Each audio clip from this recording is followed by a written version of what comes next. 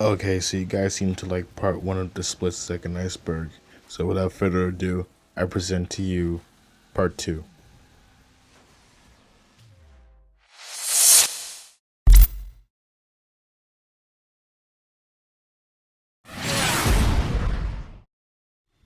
Close Call is what you would call a spiritual successor to Split Second. I've never played it for myself, but from the list of things, you can customize your car more ways than one, along with the inclusion of body deformation while racing. It has used some aspects of the video game Blur in the form of using weapons against your opponents, and it'll be as close as a sequel you could get to when it comes to Split Second. What I would consider the punching bag of Split Second, the Hanzo drone can be seen in the tutorial level and in survival events in the form of shields. It can also be driven with the use of trainers.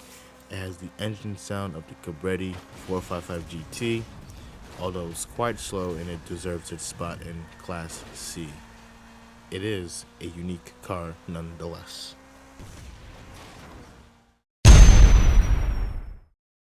Dave Iborra is the man behind the vehicles. He sketched and designed the vehicles before the team started to create the models for the cars. He had attended Coventry University while working for Black Rock Studios. If you are idle in the vehicle section of the front end for a few seconds, the UI will disappear and you will be given some moving camera shots of your vehicle. Nothing too special, just a little bit of attention to detail when you're away doing something. Survival Race is a game mode that was included in the Survival at the Rock content update released on October the 5th, 2010. It's here in the second layer because not many people either know about this or play the mode itself. It is only available for multiplayer and split screen. It is essentially survival, but it includes 5 laps, and you will have to survive these 5 laps dodging barrels, in which the amount they throw at you is lower. The Hanzo FX350 is a card that you won't find too many people using in multiplayer lobbies due to the aforementioned Firestorm in Tier 1. It is agile, it has a quick and sharp responsive handling, and it can take corners with no hassle, but only the ones who can tame this car can handle its power. Me personally, I only use it for downtown central because I can't stand how the Firestorm slows down when you drift around curbs. Lock drifting is a trick that players can use when drifting the FX350 at medium to high speeds. 3 seconds into a long drift in a car and hammering the throttle down while doing so will go into a stiffened drift or a lock drift.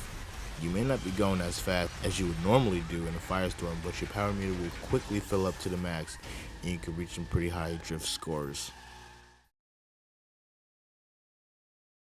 Wiggle boosting is when you smash the throttle as soon as you start a race, or if at a standstill, smash the throttle while you're in first gear. Depending on the car you're using, it will either shoot the car forward slightly or accelerate the car forwards to get a jump start while moving from left to right, shooting past your opponents. People use this trick on the Firestorm, Javelin, Iridium, Slipstream, sometimes the GT12, and to a degree, the Titan, although it's more effective on the latter, given that continuous use will have the Titan reach its last gear quicker while also reaching top speed.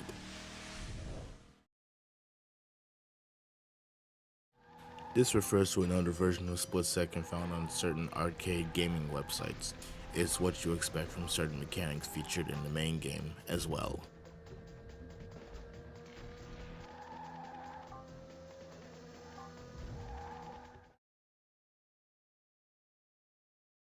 You're probably wondering what I'm talking about. Well, allow me to explain.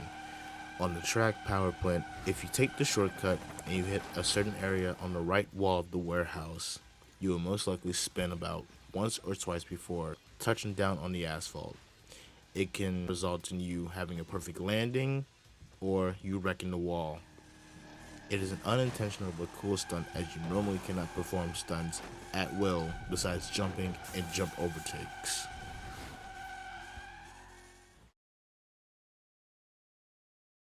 The Java version is a more arcadey style version of Split Second, although I have never played it. It features only the Ryback Brawler and what it appears to be an early livery derived from the early stages of development.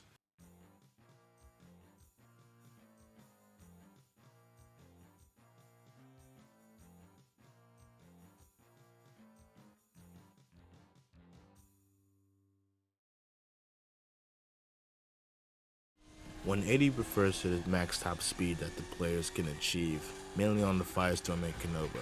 However, if you are on PC and have access to the game files, you can change these values to achieve a higher top speed. These vehicles are a part of their respective updates. The Kanobo, Centaur, and the Javelin are part of the Deadline pack, whereas the Vulcan, Severus, and Katana are part of the High Octane pack. Although you may find some people using these vehicles in multiplayer, it isn't as common though. These cars are unique and can suit some tracks depending on size and corners. My personal favorites are the Kanobo and Javelin, as they are good contenders against Firestorm users, only on certain tracks. I should also add that the Cyclone Special exists. It is greatly underrated. Included alongside the track Quarry in the same content update, racers have to fight for the lead in an attempt to reach the highest points of all, while the helicopter from Airstrike and Air Revenge showers you with missiles. Being in a shockwave alone will slow you down a large amount. It is more known than survival race, but not very common to play, unless you want to play something different.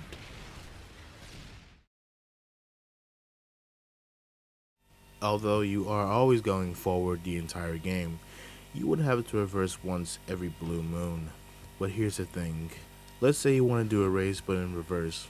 Well, if you do this after a certain time, your car will go much, much, much faster until you get turned around and eventually you will lead to a wreck due to the sheer speed.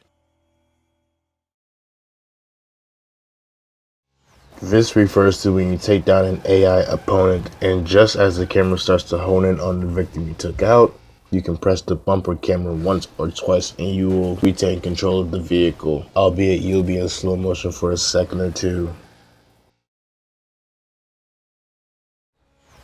Momentarily during the replay scene, your car will possess the control of the AI you race against until the replay is over. Only then will you be able to regain control of your car. An example of this is the dump truck and chopper combo power play in downtown Central. During the entire replay, your car will drive like the AI and will sometimes wreck you afterwards.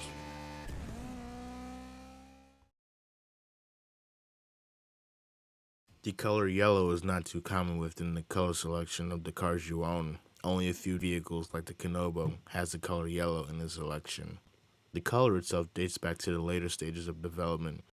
It can be seen in a few gameplay trailers. It is unknown why it was removed from the game when launched, but it can easily be accessible through game modifications.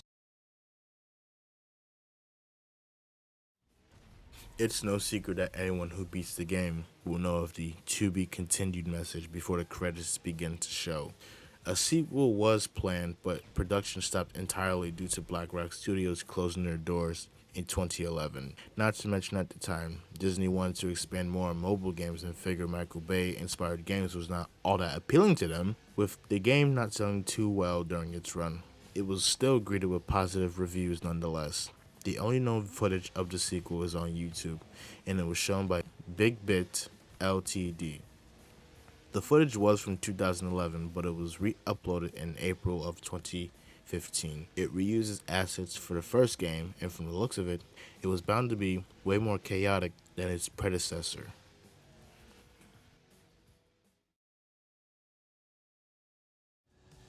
Fatal grazing is a term referring to when you graze your car against a guardrail or wall on certain tracks. Your car will instantly destroy itself for no reason. It is most common on airport terminal, with one being at the start, the left guardrail, and further down the road, a concrete structure before the taxi power place.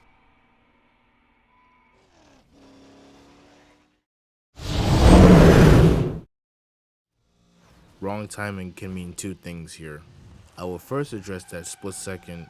Had it released at a later date, it would have sold more copies on the first day, but due to other games being released at the time, most notably Red Dead Redemption, this truly hurt the game's sell rate. Now, secondly, I'm going to address the times in which the elite driver's race times will be as close as yours when you finish a race. Regardless if you're a full minute ahead, I guess BlackRock didn't think players would actually be more faster than the elite drivers. This can be observed if you, for example, use the Firestorm on an airport terminal and just smash the competition. I'm talking about 20 seconds ahead, 40, 60, 3 minutes ahead. When you finish the race, the other racers' times will be as close as to yours by at least 2 seconds.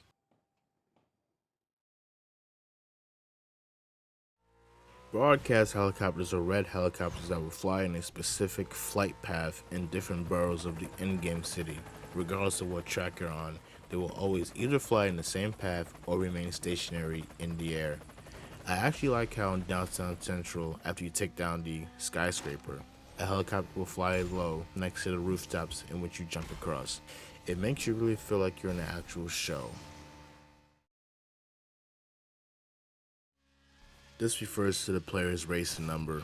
Despite modifying the game files, the only numbers that can be achieved here are from 1 to 99, although I have heard of a few people having the number 0 on their car. How? I don't know.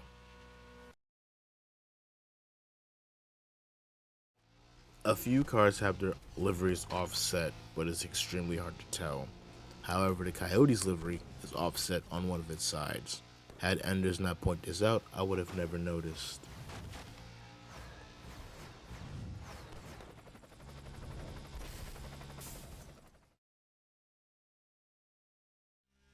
This is a rare glitch when you are racing. All of a sudden, your game will glitch out, make your car invisible, and you will be stuck in place for what seems to be an eternity.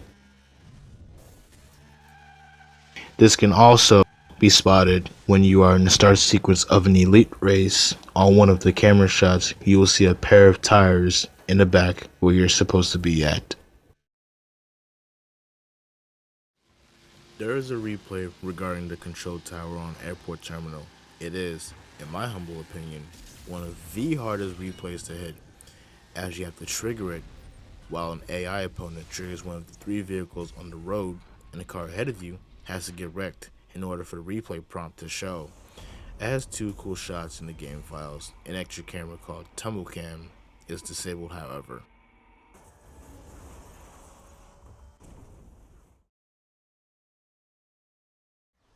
On construction site, if you fully take down the building under construction, the barriers that block the path will disappear as the tall crane on the side will topple over, and this will create a path that goes onto the railway. You can either drop down onto the road where the catwalk power plays are, or you can continue straight and you will jump into a car park before reaching a curve that travels on the main road.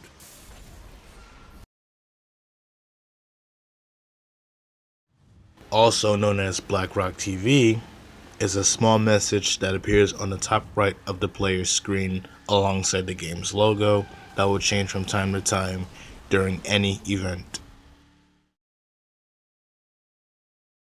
Every time you start a new episode in season mode, certain events that are in said episode will appear during the introduction for a couple of seconds. It can be seen if you look close enough, although you have to have a good eye for it as it goes by very fast.